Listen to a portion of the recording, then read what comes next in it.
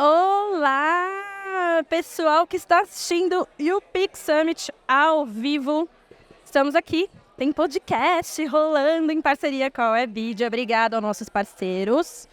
E vamos começar com a nossa primeira pauta do dia. Essa é só a primeira de 8 mesas que vão rolar aqui, 8 bate-papos. O tema dessa primeira já é bomba, porque Passa já apresentou um estudo lá em cima. E que é Creators e Negócios. Será que tem economy nesse mercado? Será? Vamos ver. Bom, eu tô aqui com a Passa, da Brunch e da Toast. Oi, Passa. Dá um oi pra galera. Com a Isaf maravilhosa, jornalista, estudiosa, mestre, doutora e a dona do livro de blogueira influenciadora, que todo mundo, quem não leu, por favor, leia. E Diogo, querido, tenho que agradecer aqui ao vivo e a cores, que topou essa ideia maluca da gente de estar aqui. O Diogo, que é diretor da Webidia Creators. Só felicidade. Obrigado por a gente estar fazendo parceria juntos. Estamos muito felizes, tá? A gente também. Gente, como eu falei, o tema é Creators e Negócios. É o mesmo tema do nosso estudo que a gente faz todo ano, há 6 anos, né? 5ª edição e há 6 anos com a Brunch. E, para começar, eu vou dar só um panoramazinho, tá? Geral, de quem é o criador de conteúdo brasileiro de 2024. Então, começando aqui, eu tô com a minha colinha, porque é muito dado, né, gente? Bora lá. Então, ele é sudestino, 66% do público entrevistado que a gente fez é sudestino, e a gente sabe que é bem reflexo mesmo que a gente vê nas contratações, no trabalho com as agências e marcas. 69% hétero, 63% branco, ele é mais feminino, Go Girls, mas a gente tem algumas coisas ali. Tem problema. Quando tem uns probleminhas ali quando a gente entra, né? Quando vai pagar o público feminino. 29% tá entre 10 mil e 50 mil seguidores. Aqui a gente tem uma coisa interessante que a gente vai falar depois. E tá todo mundo no Instagram. A maioria tá no Instagram, 80% no Instagram. Isso é recorrência do ano passado, né? É recorrência do ano passado. E a gente viu, né, no estudo que vem acontecendo, o TikTok flutuando um pouquinho, o LinkedIn, que é difícil para a galera ingressar, porque é um lugar corporativo, que a pessoa tem que mostrar ali o job, que as pessoas ainda não sabem ainda muito bem se relacionar. Mas o que a gente viu, para abrir aqui o papo, é que não tá fácil para o criador de conteúdo. Não tá fácil nem para quem já está há mais tempo nesse mercado e não tá fácil para quem está começando. E no nosso estudo a gente conseguiu ver que tem muita gente começando. Então eu vou até começar abrindo aqui com a Passa, porque a Passa estava jogada nesse estudo com a gente. Conta pra mim, o que você acha que a gente tem de bom? Tá difícil, vai ser difícil de achar, eu sei. Não ri, vai. Mas eu queria que você falasse um pouquinho o que foi que acendeu o alerta pra gente. Bom, obrigada pelo convite. Que delícia estar aqui com vocês conversando sobre isso.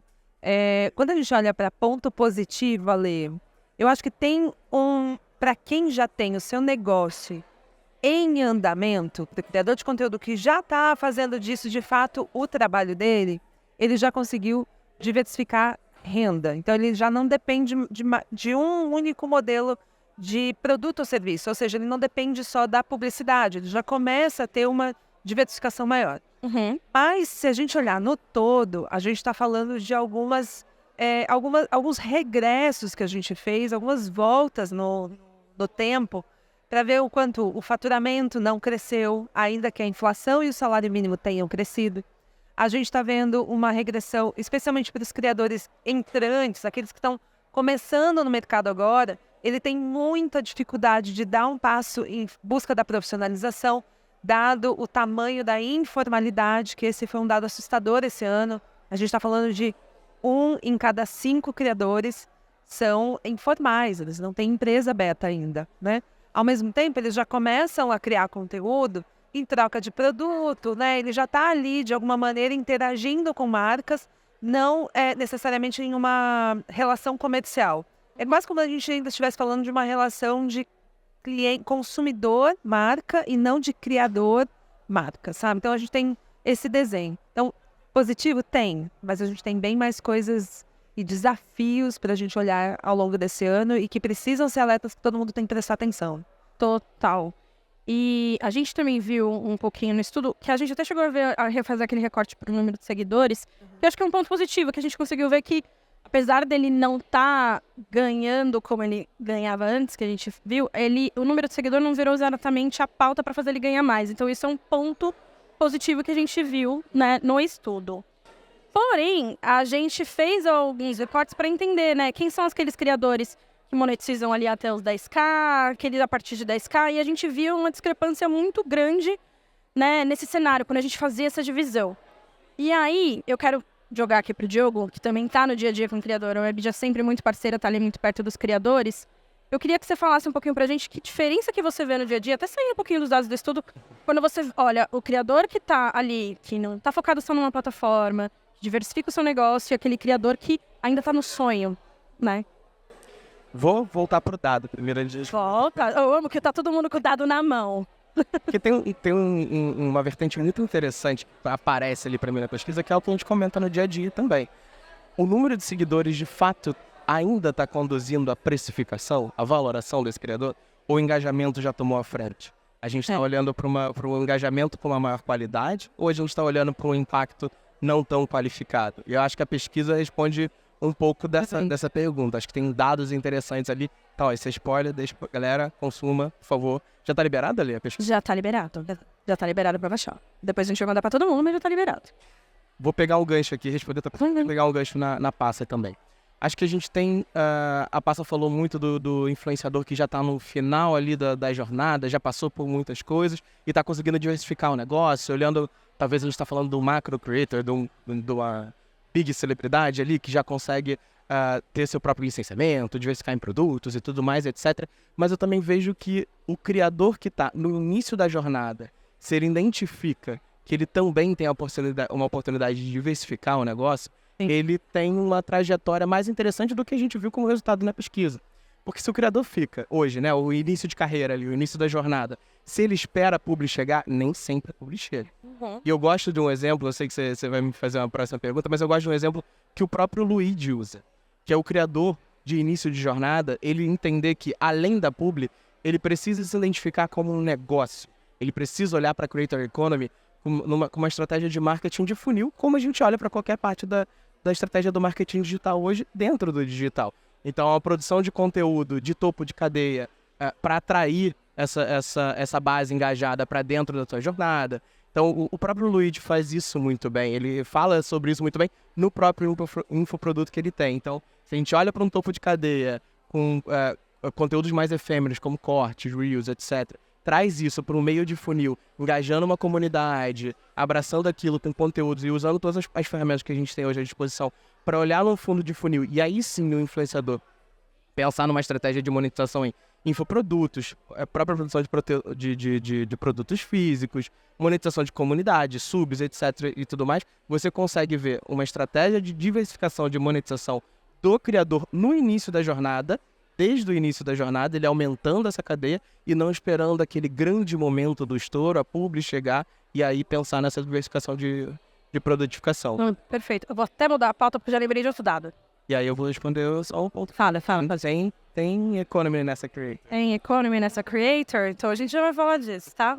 Eu não vou abrir já também a resposta do podcast, assim, nos primeiros 5 minutos. Mas tem um ponto que eu acho que você falou agora, que eu queria até falar com a Staff sobre isso, porque eu já vi várias entrevistas falando sobre isso. Porque a gente viu no estudo, quando a gente fazia exatamente essa divisão, né, de quem é que tá ali começando. Não é quem tá começando, né, também. Porque tem começando a tracionar financeiramente seu negócio. Perfeito. Não quer dizer que tá começando, porque a gente sabe que tem várias camadas, várias lacunas, daqui a pouco a gente abre sobre isso.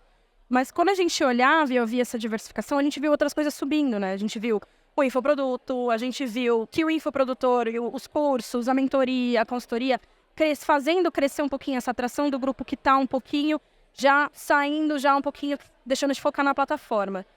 E eu queria muito, sabe, que eu acho que sim, a gente tá falando faz tempo sobre várias pautas aqui, e quando eu tava conversando com a Passa dias aí antes, a gente falou, cara, a gente vai ter que falar sempre a mesma coisa? A gente vai ter que catequizar. A gente vai ter que catequizar.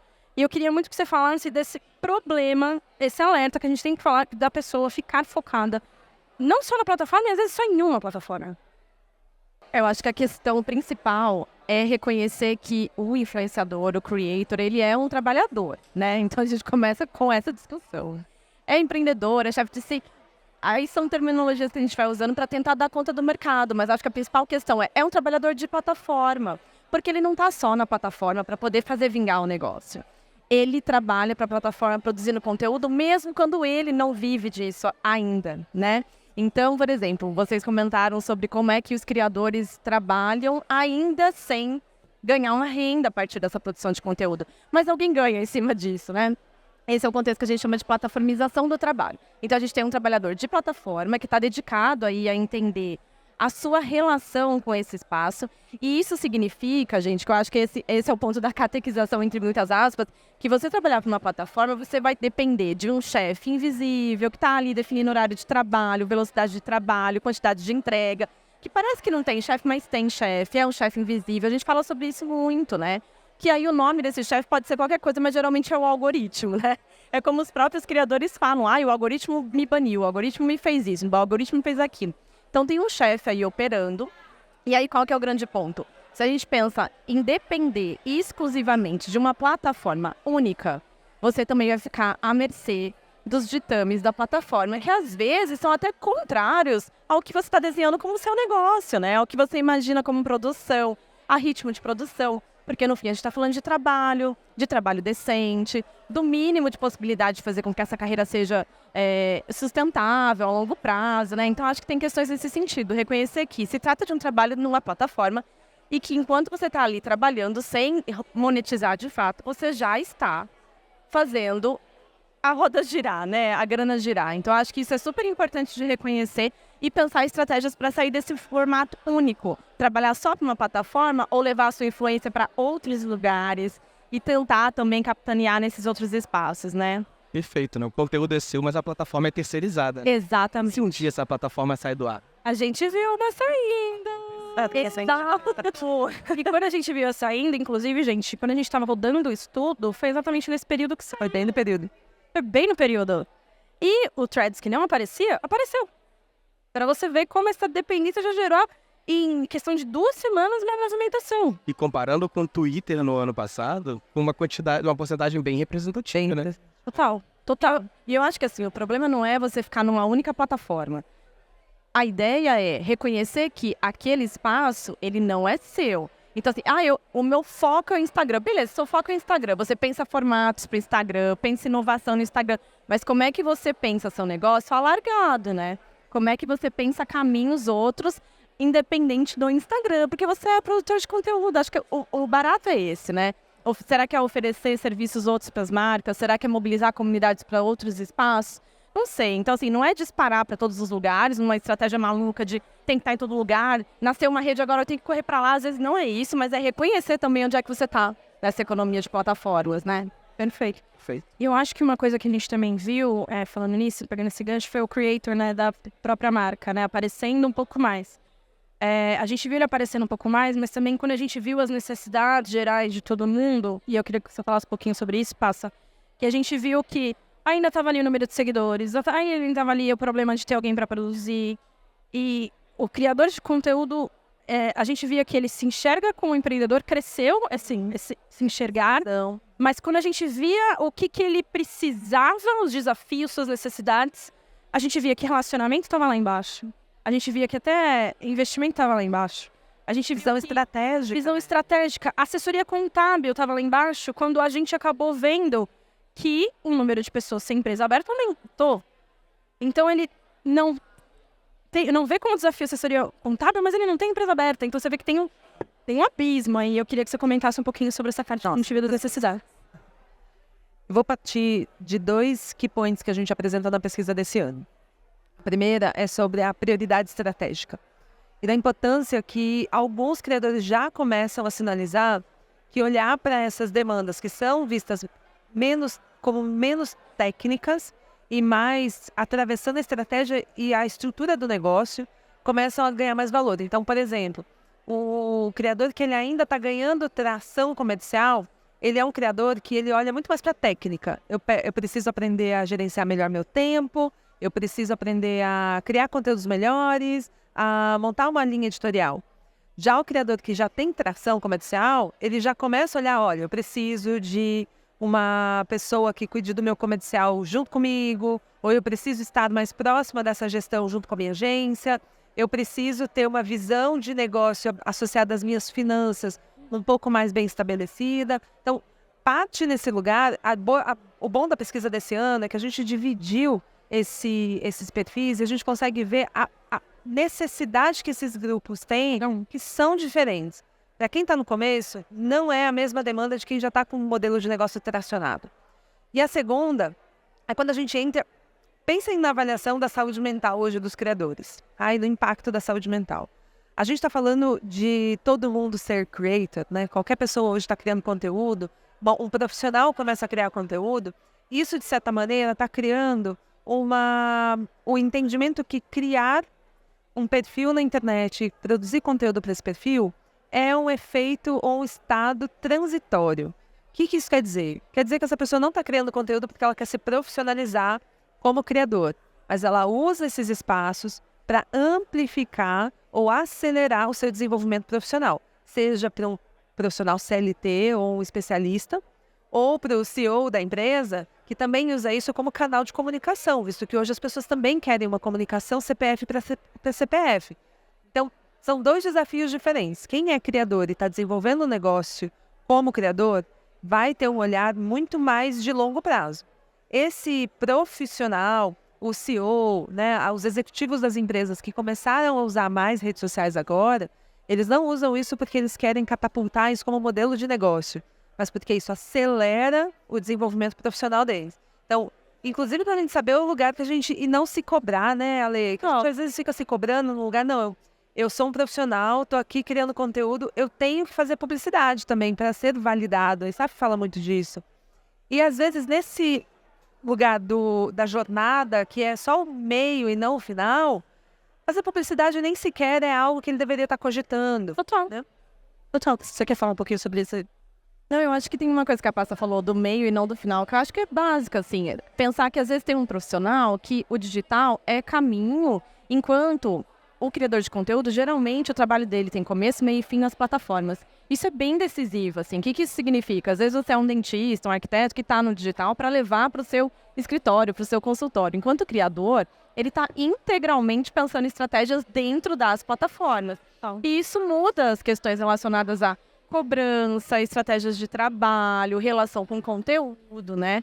Acho que isso acalma um pouco o coração também de todo mundo que se vê nesse mandamento, assim, todo mundo tem que ser criador, até o termo pejorativo, né? Ai, fulano tá muito blogueirinha, fulano tá muito blogueirinha, né? Tem uma diferença aí que eu acho que é importante também. Sim. E impacta no mercado. Porque eu acho que isso também é importante a gente discutir, assim. Como é que as pessoas se entendem? Porque isso vai impactar nos resultados das nossas pesquisas mais adiante, né? Eu me vejo como um criador, eu me vejo como uma celebridade, como um influenciador. Não, eu sou um profissional que faz uso das plataformas. Isso tudo é importante também para os mercados, para as agências entenderem quem é quem, para entender qual é a relação de trabalho que a gente estabelece nesse lugar, né? Passa falou de CLT, você trouxe os profissionais. Aí a pesquisa tá na V aqui, tá, Lê? Fiquei muito surpreso com a representatividade de CLTs criadores. Criadores que conciliam vidas. Né? Óbvio que tem muita dessa vertente do profissional criador de conteúdo, né? O conteúdo para o próprio negócio. Mas essa foi uma porcentagem representativa da pesquisa que eu chamei muita atenção. E eu acho que tem o ponto que a gente está vendo criador também desistindo. Também. Ex-influencer. Ex-influencer. A gente está vendo criadores e a gente está vendo alguns conseguindo, o que deve ser exaustivo, levar os dois. A gente está vendo empresas contratando pessoas que têm a skill, né, também, de criar conteúdo. Já tem CBO no Ministério do Trabalho, tá? Tato. E a gente... É o Código Brasileiro de Ocupação. Já tem. Tem influenciador digital. Total. E a gente vê também aquele que tá, tipo, cara, eu vou pegar com o CLT porque tá mais seguro, porque tá difícil. Mas tem um ponto que eu também queria falar aqui, que eu acho que tem duas coisas que eu vejo assim também, e aí já adiantando, se tem economia nesse mercado, é que o que eu vejo também no dia a dia, e o que eu vejo do lado de quem tá trabalhando também e fazendo as estratégias com as marcas, é que a marca também tá priorizando quem tá sabendo trabalhar. Então, quem tá respondendo no prazo, quem tá, né, se a gente for ficar falando aqui de aquele criador que quer trabalhar com marca o resto da sua vida, né, e quer criar disso um planejamento, se ele criar um bom planejamento, quem sabe? Quem tá no Big Summit. Não é, tem que estar aqui no Big Summit fazendo relacionamento, que aí já é um outro ponto que eu vou dar uma bronca em todo mundo também. Mas eu acho que quando a gente vê esses pontos, a gente tá vendo um gap também muito, muito grande. E aí, pegando o gancho no relacionamento, que também entra nessa seara. Porque eu tô falando assim, cara, é fazer negócio e eu sei que às vezes as marcas também não querem sentar pra falar com os creators. Eu sei que tem marca que dá ghosting creator, eu sei. O ghost corporativo é real. É real, é real. Né? Fala assim, aquele criador de conteúdo foi trabalhar com a concorrência. Você sumiu, faz 5 meses, o cara tem boleto pra pagar, aí você também quer o quê?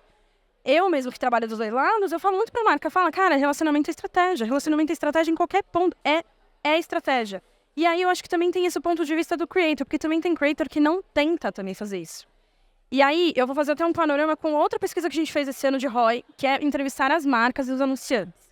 A gente viu, que surpreendeu a gente, que o relacionamento fácil de lidar, fácil de trabalhar, e eu não tô falando fácil porque a gente fez também entrevista com aquele criador de conteúdo também que aceita tudo, né? Não é abrir a porteira. Mas aquele criador de conteúdo que responde no prazo, aquele criador de conteúdo que troca com a marca, virou o ponto 2 de prioridade. Para você voltar a trabalhar com criador de conteúdo. Quando você vai olhar para nossa pesquisa, a prioridade de relacionamento tá nem no top 5. Então a gente vê um problema aqui. Eu queria que você falasse, ou você e o Diogo falasse um pouquinho dessa questão do relacionamento, já que vocês estão muito no dia a dia ali lidando com o criador também. Eu ia puxar de novo a diferença do criador, que já tem o seu negócio tracionado, e aquele que não. Eu acho que aquele que está no começo da visão de negócio, ele ainda não entende que essa dinâmica de relacionamento pode ser necessária, inclusive. E aí, quando ele não entende isso como necessidade, ele foca a urgência dele na técnica. Né? Então, ele busca curso de como fazer stories que bombam, curso de como fazer o meu feed ficar bonito. E essas coisas são bastante táticas, de certa maneira, mas que não conseguem descer em profundidade para entender se aquilo vai virar, de fato, um negócio.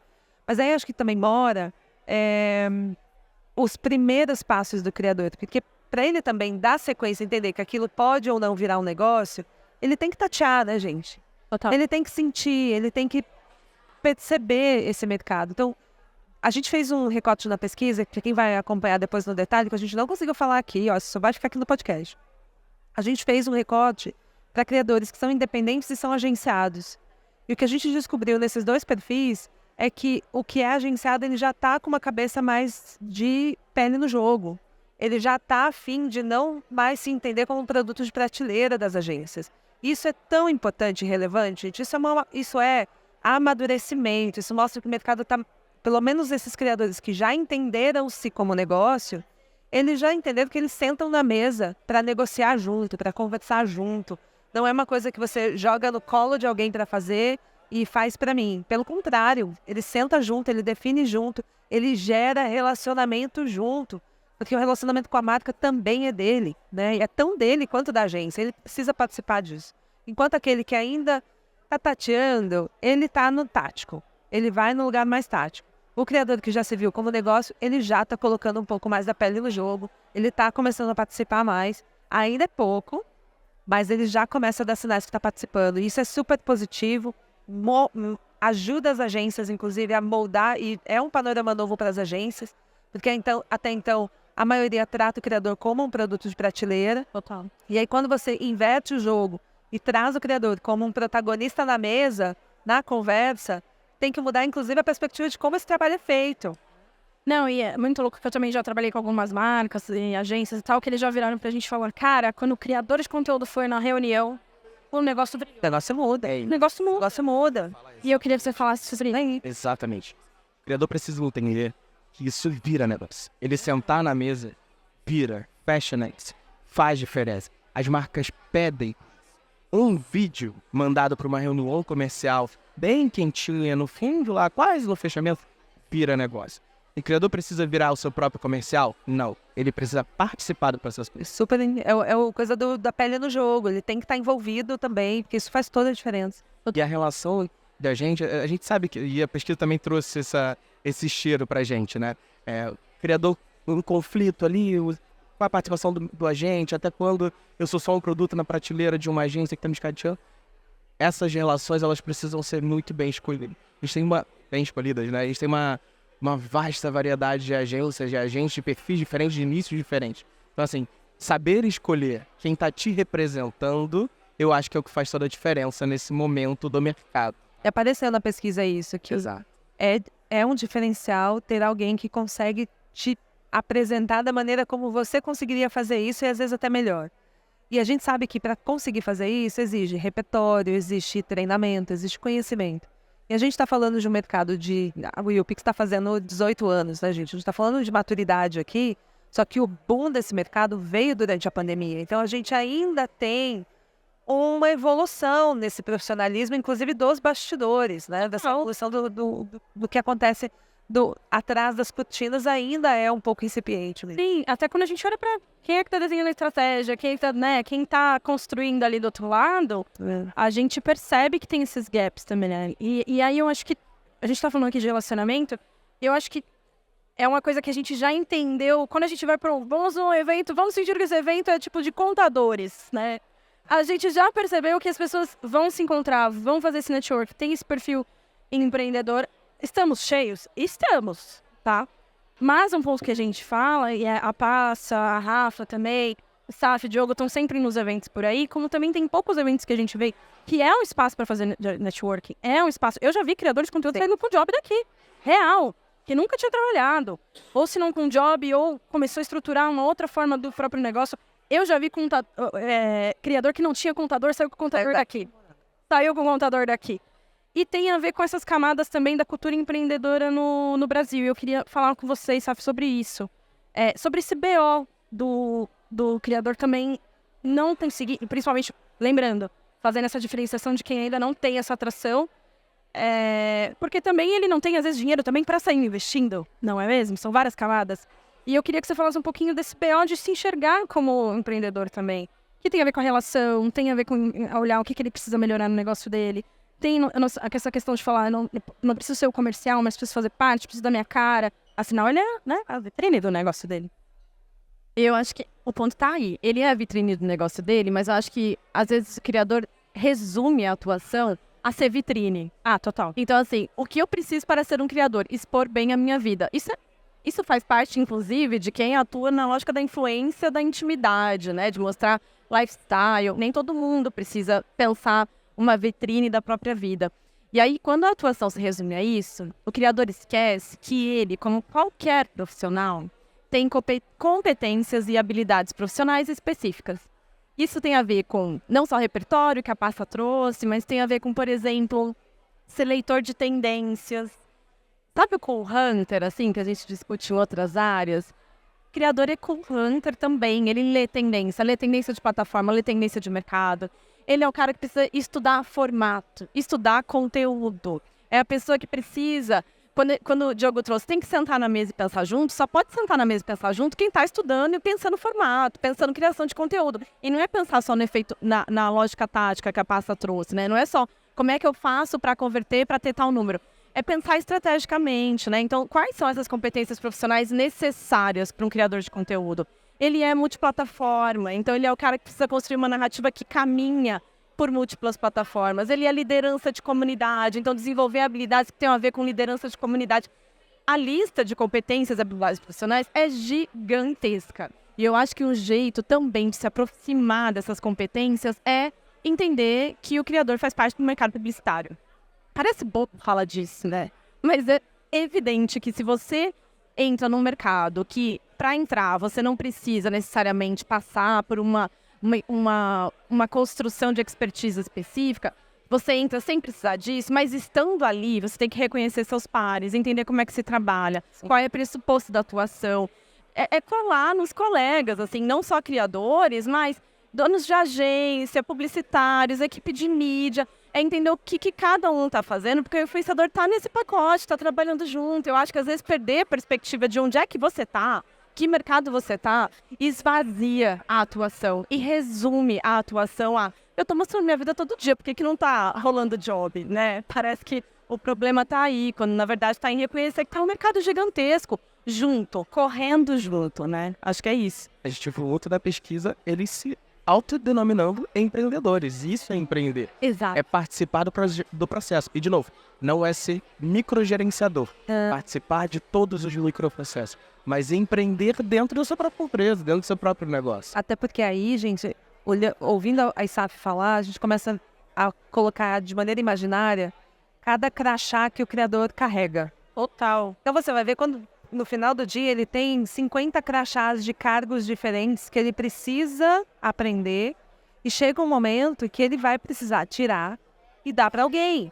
Ele não consegue ficar carregar, porque assim, para qualquer empreendedor, carregar essa quantidade de crachás é insalubre, né? E conforme o seu negócio cresce, você tem que ir distribuindo esses crachás para outras pessoas. Mas acho que o negócio é reconhecer a existência disso, né? Reconhecer que é uma atuação mega complexa. E é por isso que é um barato. Eu acho que é isso que se perde de vista. Assim, funciona tão bem, é tão legal, porque é complexa. Porque reúne um monte de coisa, porque é um amadurecimento do mercado publicitário, porque é aquele lugar em que a publicidade funciona de um jeito diferente, porque está conectado com o nosso tempo, porque entende as plataformas. É mega complexo.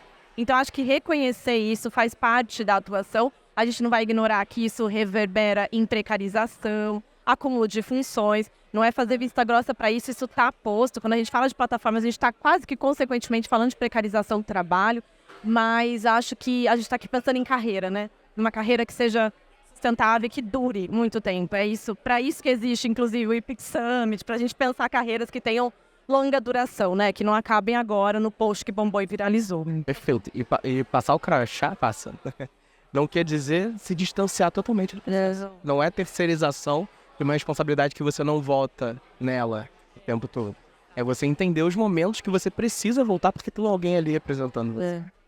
Eu queria pegar um gancho falando de todos esses BOs que falamos, o que a gente viu também foi a saúde mental desse criador, né? Que saúde, amiga. Tá tudo bem? Ah, bem, ninguém tá, né? Mas tamo aí. É isso. Mas eu acho que eu queria falar um pouquinho sobre essa questão que a gente conversou muito sobre esses dados antes, tá? Mas eu acho que, Diogo, você trouxe muito um insight legal que você falou de humanizar também o criador. Que a gente também tem um outro lado lá, que vira pro criador, manda o briefing, que é a produção amanhã, né?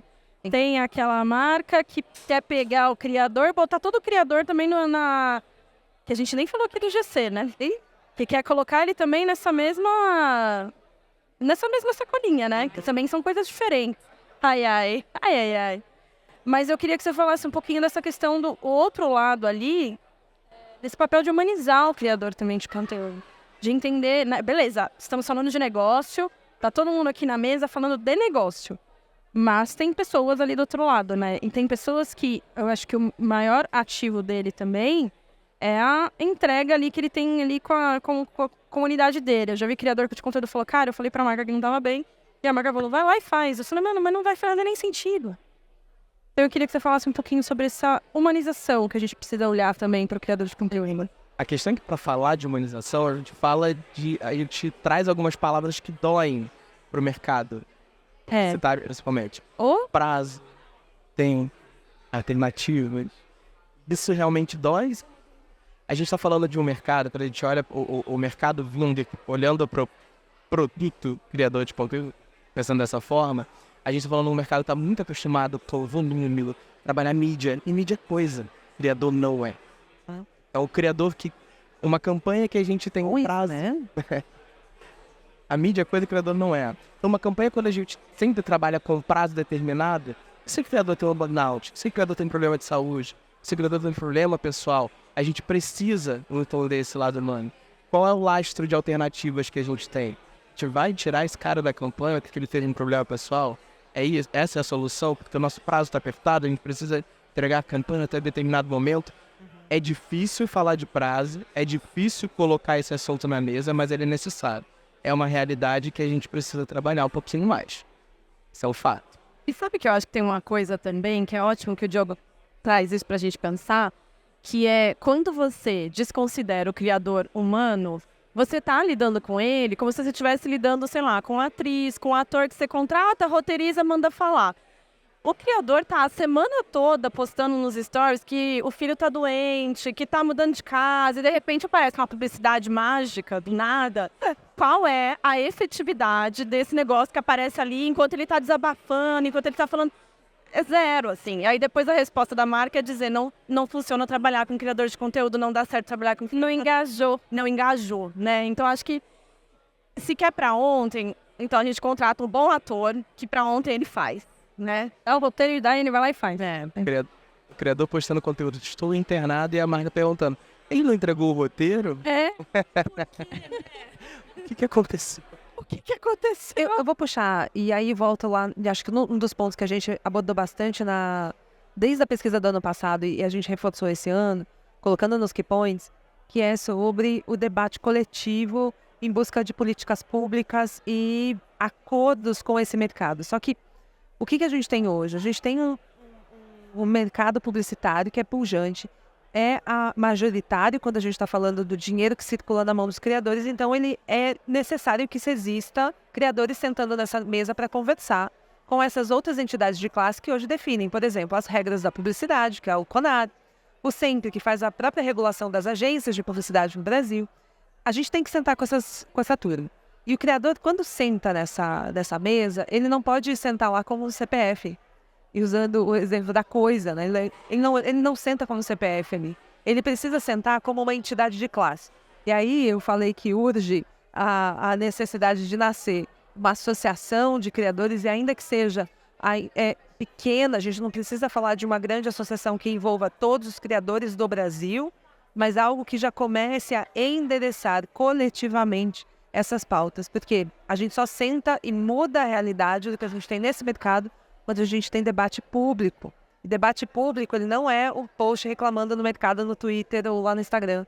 Debate público é o que a gente fala de políticas públicas. Então a gente precisa ter mais desse debate acontecendo, porque senão todas essas realidades como prazos, quando acontece uma situação dessa, o que a gente vai fazer? Você não tem nada que te defenda, não tem nada que defenda o criador numa situação dessa. Não tem uma entidade de classe que levante a bola e fale assim, isso que o mercado está dizendo que os influenciadores fazem, não é. Pega o que está acontecendo com jogos e apostas, por exemplo. Né? Então, você procura por influenciadores na imprensa, influenciador preso, influenciador indiciado. Tem um problema de... E quem está defendendo, quem está levantando, ele fala assim, pera, não são todos os influenciadores. Total. Quem faz isso é uma entidade de classe. Quem faz isso é um grupo, quem faz isso é uma defesa coletiva, porque isso não diz respeito a defender um CPF, um canal ou um influenciador, mas um grupo que está olhando para o futuro desse mercado e pensar que se daqui 10 anos a gente quer que esse mercado esteja melhor, precisa começar agora. E você sabe, Passa, quando você fala sobre isso, eu te falo, né, que a galera que tá botando todo mundo no mesmo bolinho de reputação, eu percebo o seguinte, quando vamos olhar para a imprensa, vamos pegar algum especialista para dar uma entrevista para falar desse problema. Nunca tem um criador. Eu vejo a Passa, eu vejo a Saf, eu vejo o dono da Webidia, eu vejo o Diogo, eu vejo a Rafa. Criadores da Brand aparece. Assessoria da Brand aparece, a assessoria tá trabalhando. Bom. Mas eu acho que tem poucos. Sim, real. São poucos ainda. São poucos. E a gente não pode... Eu acho que tem um ponto assim... Eu acho que eles têm recados pra dar pra gente. Eles têm recados pra dar marca. Eles têm recado pra dar pra agência. Sim. Mas eles não podem terceirizar. Se eles querem mudança, eles precisam também agir. Exatamente. Passa, essa mudança tem que acontecer. E ela nasce aqui. E ela nasce. O criador aqui, tá? O criador tá aqui. Tá cheio. Tá cheio. O criador tá aqui, mas ele precisa entender o valor de estar aqui. A gente falou do valor comercial dessa transação, mas essa comunicação entre eles, essa união entre eles tem que partir de um lugar. Sim. Eu tô puxando muito essa sardinha pro lado do UPix, mas é um fato. A representatividade que o UPix tem nesse mercado pro criador, não só pro mercado, é super importante. Essa oportunidade de união e reunião, não só comercial, ela tem que trazer iniciativas como essa. E urge, para ontem. E aí, os dados da pesquisa estão acionados, assim, ó. Tá rodando a lanterna, dizendo assim, prestem atenção. A pesquisa não é pra bater em vocês, criadores. A pesquisa é pra a gente se movimentar. A pesquisa é pra gente fazer mudar. A pesquisa é pra fazer a gente melhorar. É pra gente pegar o que não tá bom, o que tá bom, falar, beleza, o que a gente pode fazer pra melhorar ainda mais, e o que tá ruim, beleza, o que a gente vai fazer se unir pra melhorar. Isso também é empreender. Isso também é empreender. Então, o trabalho de bastidor dá tanto trabalho quanto ficar na frente da câmera. Exato. E aí, só porque a gente tem 5 minutinhos finais aqui, eu queria um recadinho final. O que a gente quer ver de diferente nessa pesquisa em 2025? Tricky. Eu quero ver a Associação de Criadores nascendo. Quer. Você, Diogo, sabe? Você quer? Eu quero ver o mercado um pouquinho mais se entendendo como empreendedor. Acho que eu falo muito disso. Acho que o criador big, mega, ultra, que está no topo da cadeia, ele entende essa estrutura ao redor e a pesquisa traz isso. O criador que está no início da cadeia usou muito a inteligência artificial, a gente não falou disso aqui, mas, por favor, gente, pesquisa tem informações super importantes. A inteligência artificial como eu, empresa, etc., já começa a entender, mas falta esse amadurecimento de se entender como negócio, como participar dos processos, sentar na mesa comercial. Acho que isso tem que ficar mais evidente Total. na pesquisa de 2025. E você? Eu acho que eu quero ver um pouco, assim, os criadores usam um pouco o espaço da pesquisa Creators e Negócios como um espaço de desabafo. Na arte aberta, no ano passado, isso apareceu muito. É um espaço de desabafo, assim, o que é muito legal, porque a ideia é justamente mostrar isso. Mas eu tô aqui na esperança de que ano que vem a gente tenha menos desabafo no sentido negativo, né? Tá tudo muito ruim. Para um negócio, olha que legal, rolou, esse ano foi mais legal, esse ano deu mais certo, né? Eu acho que um pouco essa esperança. E uma outra coisa também, que espero ver na pesquisa do ano que vem, é a presença de grandes criadores, não só respondendo mais à pesquisa, mas também trazendo um pouco esse panorama gigantesco do mercado, que às vezes a gente, acho que isso tem a ver com o coletivo que a pasta trouxe, né? A ideia do coletivo é menos concorrência. E eu acho que não existir uma associação ou um coletivo tem a ver com essa ideia de empreendedor, porque empreendedor está sozinho, né? Eu não posso dividir com outro, porque aí ele vai virar minha concorrência automaticamente.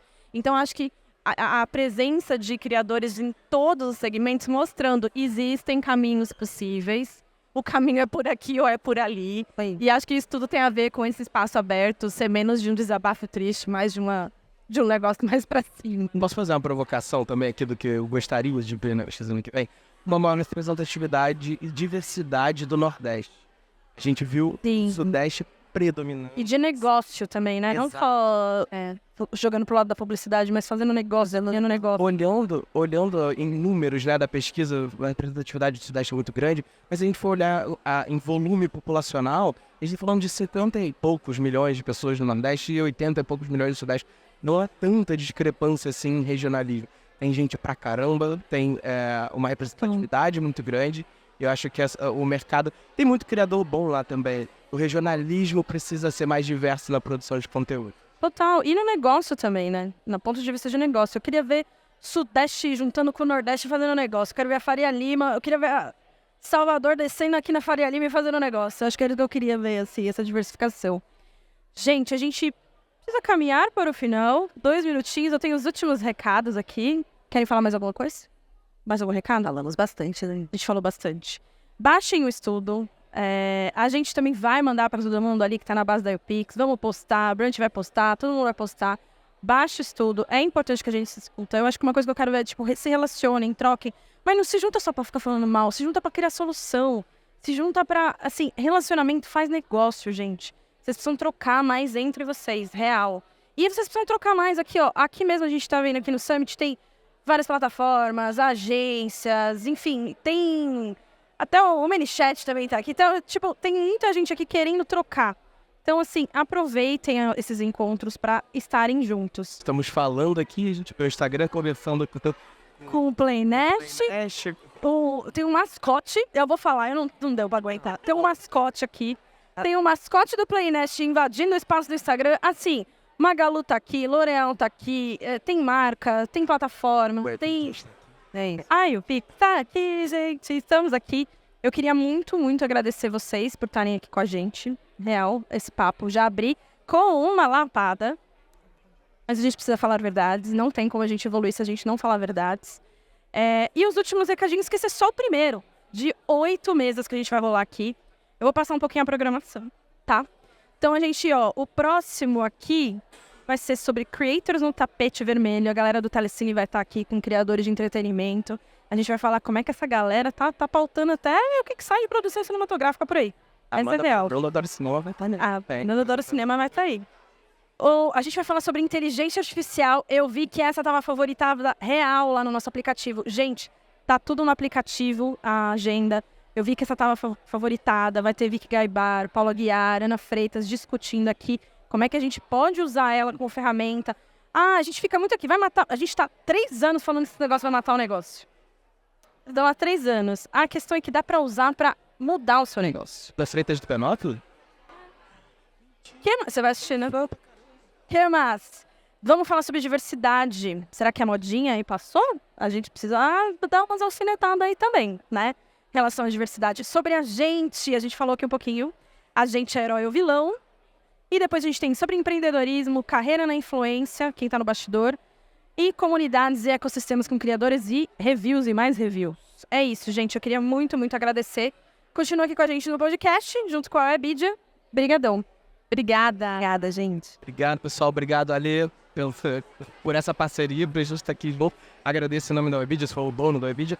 Marina e Thiago estão na França fazendo Cadê os donos? nossos o grande representante, mas agradeço em nome da Webidia, essa parceria aqui hoje para o dia também. Em nome dos meus pares, em nome do Thiago e da Marina, em nome da equipe da Webidia Creators também. Está muito feliz com essa parceria com vocês A hoje. gente também. Abrimos bem esse dia, hein? Abrimos bem, abrimos com uma pauta muito boa. Obrigada, gente. Obrigadão mesmo. Obrigadão. Obrigado, pessoal. Obrigada.